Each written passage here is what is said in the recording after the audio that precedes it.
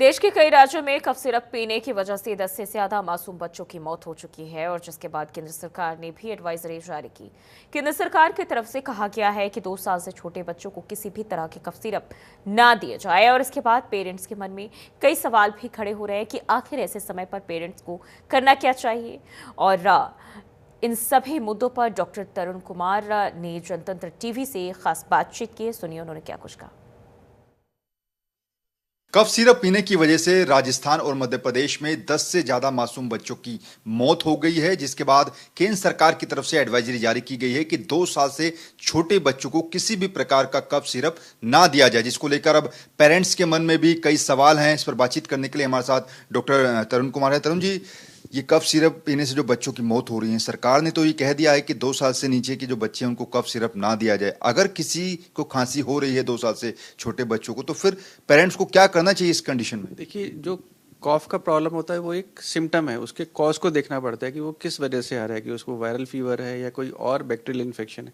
तो आपको basic cause को ट्रीट करना होता है। अगर बहुत इरिटेंट कॉफ हो तो कॉफ सिरप की जरूरत पड़ती है। स्पेशली बच्चों में तो अवॉइड करना चाहिए, क्योंकि जो डेथ्स देखी जा रही हैं, क्योंकि जो कॉफ सिरप में एक एडिटिव इस्तेमाल होता है डाईइथाइलिन ग्लाइकोल, वो काफ़ी कंट्री ने बैन किया हुआ है। लेकिन एक चीपर ऑल्टरनेटिव है जो डेवलपिंग कंट्रीज है, उसमें काफ़ी डेवलपर्स या मैन्युफैक्चरर उसको यूज़ करते हैं। तो उसको नहीं यूज़ करना चाहिए, क्योंकि वो एक ऑल्टरनेटिव है। जो ग्लिसरीन यूज़ करना चाहिए कॉफ सिरप में, उसका डाईइथाइलिन ग्लाइकोल एक टॉक्सिक केमिकल है जिसको यूज़ ह्यूमन बॉडी में नहीं करना चाहिए। इसके यूसेज से प्रॉब्लम आती है।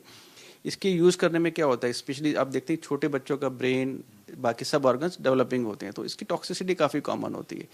इनिशियल फेज में ये गैस्ट्रोइंटेस्टाइनल टॉक्सिसिटी कर सकता है, जिसमें nausea, vomiting, diarrhoea, pen abdomen ऐसे सिम्टम्स हो सकते हैं।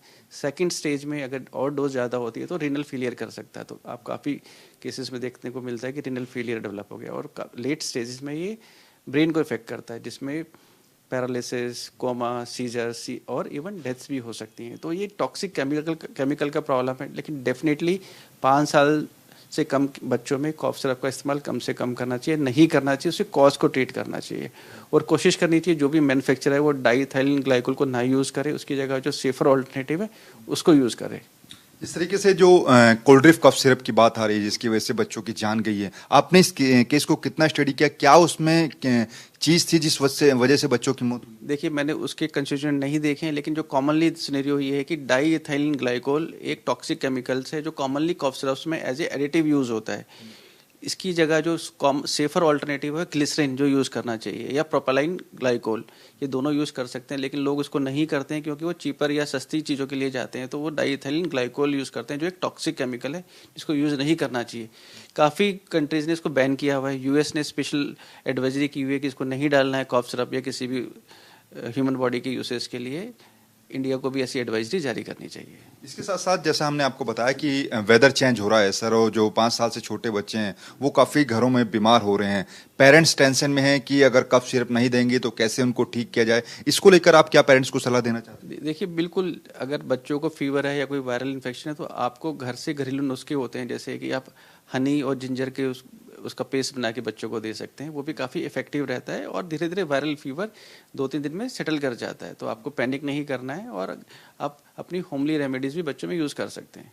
आपको लगता है कि जिन सिरप को पीने से बच्चों की मौत हुई है मैक्सिमम राज्यों के अंदर बैन करनी चाहिए, क्योंकि तमिलनाडु और पंजाब सरकार ने तो इसको बैन किया है? देखिए, बिल्कुल, एक तो आप उसको बैच को चेक करवाना चाहिए कि अब इस बैच का प्रॉब्लम है, और मैन्युफैक्चरर की जो जहाँ भी साइट पे प्रोडक्शन हुई उसमें भी एक इंक्वायरी होनी चाहिए। शुक्रिया बातचीत करने के लिए। कैमरा पर्सन हैरिस के साथ नमित त्यागी, जनतंत्र टीवी, दिल्ली।